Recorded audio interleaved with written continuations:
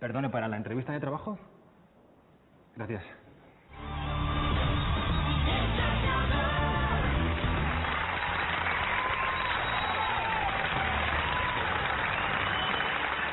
Soy ingeniero industrial con 5 años de experiencia laboral. Tengo 2 másters, un posgrado en gestión internacional y hablo 4 idiomas. Soy muy trabajador. De hecho, no me importa trabajar los fines de semana. Tampoco me importa hacer horas extras gratis cualquier día de la semana.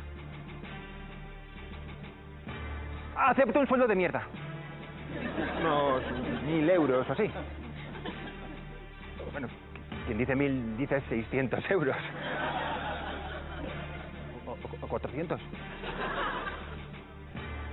¡Venga, pulsa, pulsa! Que como no le cojáis nos desahucian la casa. Puedo cobrarlo todo en negro.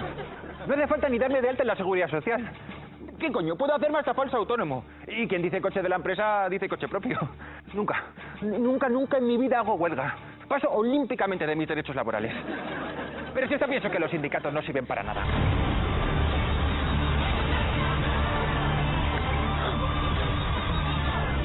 ¡Ay! ¡Qué alegría! Le ha cogido mi favorito, el tío de Confebask. ¿Cómo te llamas? Bueno, la verdad es que me da igual. Enhorabuena, te has humillado muy bien. Te ha faltado ser un poco más pelota, pero bueno, si te unes a mi equipo te enseñaremos a ser un gran lameculos.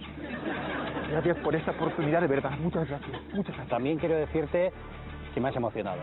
Lo que has dicho poniendo a parir a los sindicatos me ha llegado al corazón. Yo he estado a punto de pulsar, pero luego he dicho, si dentro de nada tengo que hacer un ERE en mi empresa.